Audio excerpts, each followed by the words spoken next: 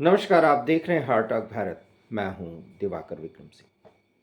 प्रधानमंत्री नरेंद्र मोदी बिहार चुनाव में बम्पर जीत के बाद नीतीश कुमार को मुख्यमंत्री बनाने और उन्हें बिहार के पटना एयरपोर्ट पर आशीर्वाद देने के बाद, जिसमें नीतीश कुमार ने बाकायदा उनका पैर छुआ था और वो वीडियो वायरल भी है, उसके बाद वो इस समय जोहानिसबर्ग, साउथ अफ्रीका की राजधानी, और जब आप सुन रहे होंगे ये वीडियो तब वो जोहानिसबर्ग पहुंच चुके होंगे।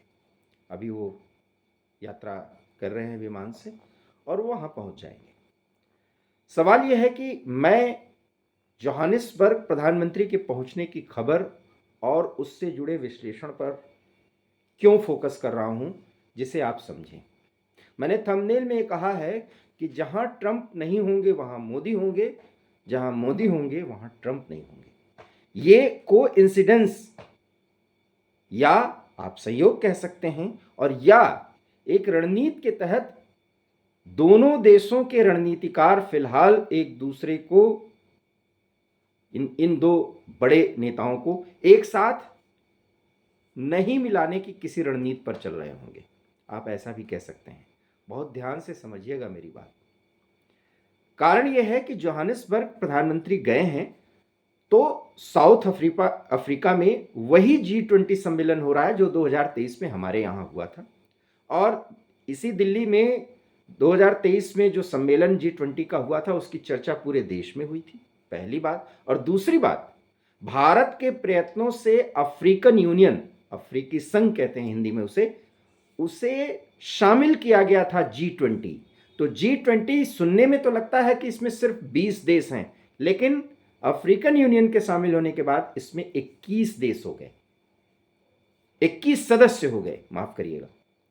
और साउथ अफ्रीका की एक देश के रूप में इस G20 में बड़ी महत्वपूर्ण भूमिका रही अफ्रीकी कॉन्टिनेंट से। साउथ अफ्रीका की स्थिति एक बेहद प्रगतिशील, जिसको आप विकासशील भी कह सकते हैं, और विकसित राष्ट्र के राह में बहुत आगे बढ़ता हुआ देश अफ्रीकन कॉन्टिनेंट में माना जाता है। और G20 इस सम्मेलन में कुछ ऐसे मुद्दे इस बार उठाए जाने थे जिसमें अगर डोनाल्ड ट्रंप भी होते तो अच्छा होता, लेकिन डोनाल्ड ट्रंप ने इस G20 सम्मेलन का बाकायदा बहिष्कार किया है।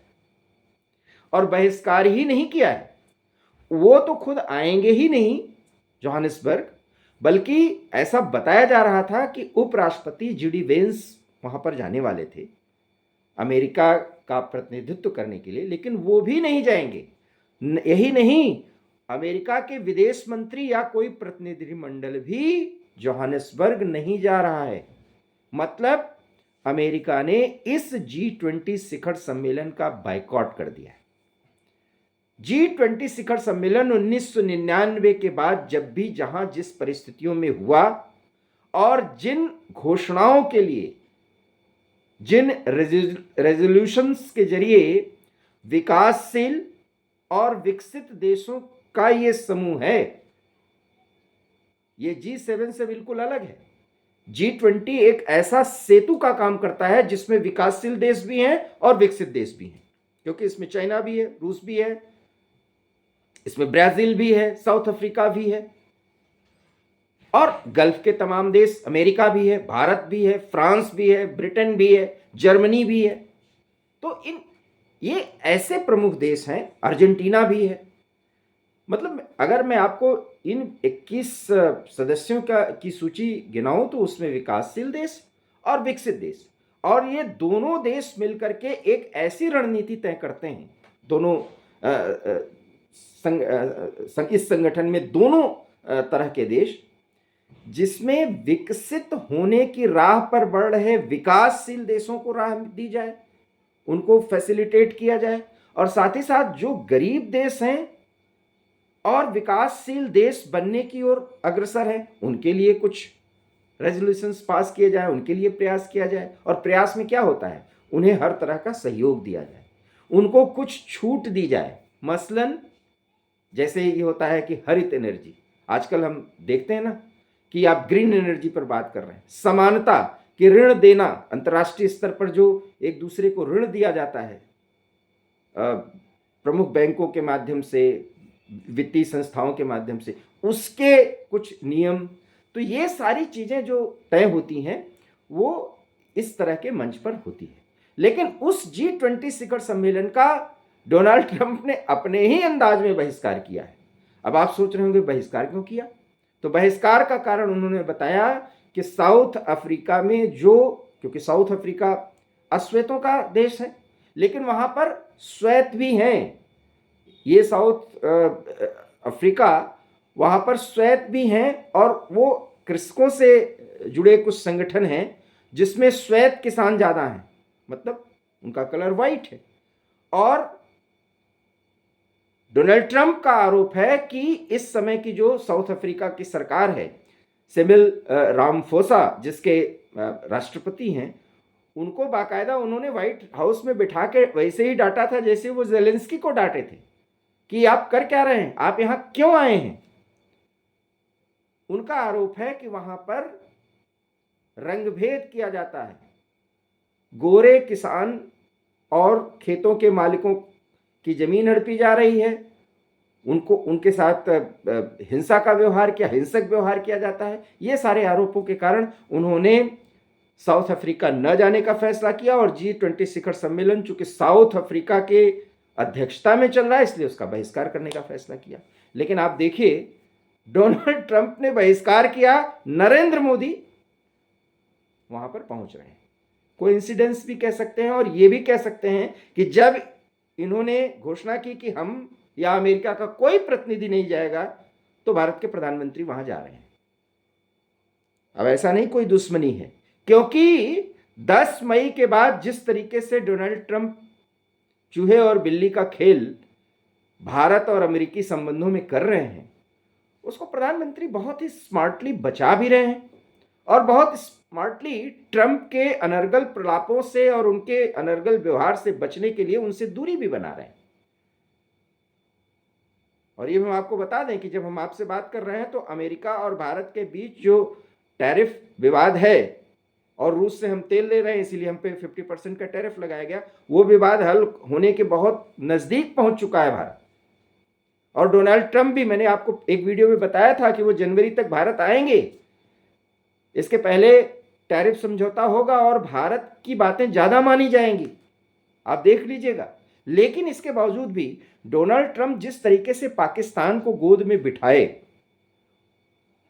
वो भी उन परिस्थितियों में जबकि पाकिस्तान के उस सैनिक हुक्मरान का, मैं उसको हुक्मरान ही बोलूंगा, उसको सेना प्रमुख नहीं बोलूंगा क्योंकि वहां प्रधानमंत्री या राष्ट्रपति सब दिखावे के, उसको उन्होंने व्हाइट हाउस बुलाया और उसको बहुत वीर पुरुष बताया, ब्रेव मिलिट्री पर्सन बताया, जिस व्यक्ति ने भारत के खिलाफ इतना बड़ा षड्यंत्र किया। और अभी भी दिल्ली ब्लास्ट में पाकिस्तान के जो हाथ होने का सबूत मिल रहा है उसमें भी मुनीर और मुनीर की कंपनी का हाथ है।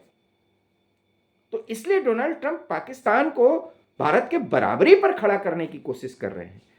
भारत के प्रधानमंत्री और वहां के एक सैनिक तानाशाह की स्थिति में पहुंच गए, मियां मुनीर को एक साथ बैठा करके लंच कराने और डिनर कराने की बात सोच रहे हैं, तो ये हम इसका समर्थन कैसे कर सकते हैं? इसलिए वो अनर्गल प्रलाप है, एक बहुत ही अजीब सी स्थिति पैदा करने वाले, अजीब सा बयान देने वाले, अनप्रेडिक्टेबल डोनाल्ड ट्रंप फिलहाल G20 में नहीं जा रहे हैं, लेकिन वहां प्रधानमंत्री पहुंचेंगे। और जब प्रधानमंत्री पहुंच रहे हैं, जब आप वीडियो देख रहे होंगे, पहुंच चुके होंगे, तो भारतीय उनका स्वागत करेंगे, साउथ अफ्रीकन उनका स्वागत करेंगे और वहां पर इमैनुअल मैक्रो जो फ्रांस के राष्ट्रपति हैं, ब्रिटेन के प्रधानमंत्री कीयर स्टारमर, जर्मनी के चांसलर वहां पर मिलेंगे, ये सारे लोग वहां पर मिलेंगे। ब्राजील का प्रतिनिधिमंडल मिलेगा। हाँ, ये और बात है कि रूस के राष्ट्रपति व्लादिमीर पुतिन वहां नहीं पहुंच पा रहे हैं क्योंकि अंतर्राष्ट्रीय न्यायालय में उनको युद्ध अपराधी बता करके उनके खिलाफ कोई गलत कदम न उठाया जाए, तो इसलिए वो ज़्यादा नहीं जा रहे हैं इस तरह की बैठकों में। और चीन के राष्ट्रपति इस तरह के उसमें दूरी बनाए रखते हैं, लेकिन वहां के प्रधानमंत्री ली केयांग पहुंच रहे हैं। अमेरिका ने इसका पूरी तरीके से बहिष्कार किया है और अमेरिका के साथ अर्जेंटीना ने भी अमेरिका का साथ देते हुए इसका बहिष्कार किया है। अब आप समझ लीजिए कि मैं ये बात क्यों बताना चाह रहा हूं कि डोनाल्ड ट्रंप अगर साउथ अफ्रीका के इस बार के G20 शिखर सम्मेलन में, जो कि कल से शुरू हो रहा है 22 तारीख से, और ये 2 दिन चलेगा, इस शिखर सम्मेलन में जितनी बातें होंगी उसमें भारत की बात बहुत अच्छी तरीके से रखी जाएगी। विकासशील देशों की बात भारत रखेगा, विकसित और विकासशील देशों को कैसे आगे बढ़ना चाहिए और वर्ल्ड चैलेंजेस को एड्रेस किया जाए और उसका समाधान ढूंढा जाए, इसका भारत का नजरिया क्या होना चाहिए और भारत के नजरिए को दुनिया कैसे समझे, और आतंकवाद से लड़ते हुए एक समन्वित और समेकित विकास, मतलब सबका विकास एक साथ, वसुधैव कुटुंबकम की भावना जिसमें आए, ऐसा विकास कोई हो, उसमें भारत की बात को बहुत ध्यान से सुना जाएगा। और साउथ अफ्रीका या अफ्रीकन कॉन्टिनेंट के कई देश भारत से बहुत ही गहरी दोस्ती रखते हैं। ऐसे में वहां के राष्ट्रपति रामाफोसा, जिनको डोनाल्ड ट्रंप ने अपने घर बुला करके व्हाइट हाउस में बड़ी बेइज्जती की थी, उन्होंने स्पष्ट रूप से बयान भी दे दिया है कि किसी के आने से या न आने से कोई सम्मेलन नहीं रुकता या कोई ऐसे घटनाएं नहीं रुकती, वो चलेंगी और अपने पूरे महत्व के साथ वो समापन के स्तर पर भी पहुंचेंगी और एक लक्ष्य को भी प्राप्त करेंगी। अब सोचिए, अमेरिका के राष्ट्रपति की कितनी थू-थू हो रही है। साउथ अफ्रीका के राष्ट्रपति और वहां के विदेश मंत्री ने स्पष्ट कह दिया कि डोनाल्ड ट्रंप आए चाहे ना आए, लेकिन G20 शिखर सम्मेलन के जो लक्ष्य हैं वो पूरा किया जाएगा। अब उनके लक्ष्य और उनके सारे बिंदु अगर हम बताएंगे तो वीडियो बहुत बड़ा हो जाएगा, लेकिन उसका लबोलुआब यही है कि ग्रीन एनर्जी, आतंकवाद और सबके साथ मिल करके एक ऐसे विकास की पहल हो जिसमें गरीब देश या विकासशील देशों को भी एक स्पेस मिले विकसित देशों के साथ।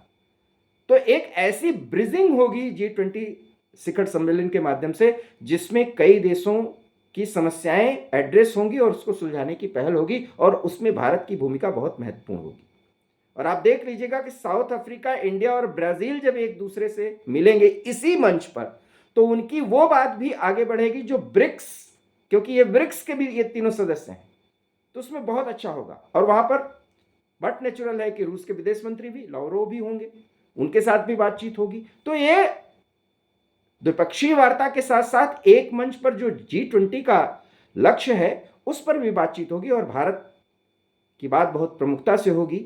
अगर डोनाल्ड ट्रंप होते, वैसे तो मैं स्पष्ट कह सकता हूं कि शायद तब विदेश मंत्री प्रतिनिधित्व करते और यहां से प्रधानमंत्री संबोधित करते, वर्चुअल मीटिंग को जैसे वो संबोधित करते हैं, लेकिन उधर डोनाल्ड ट्रंप नहीं आए हैं, प्रधानमंत्री वहां पहुंचे।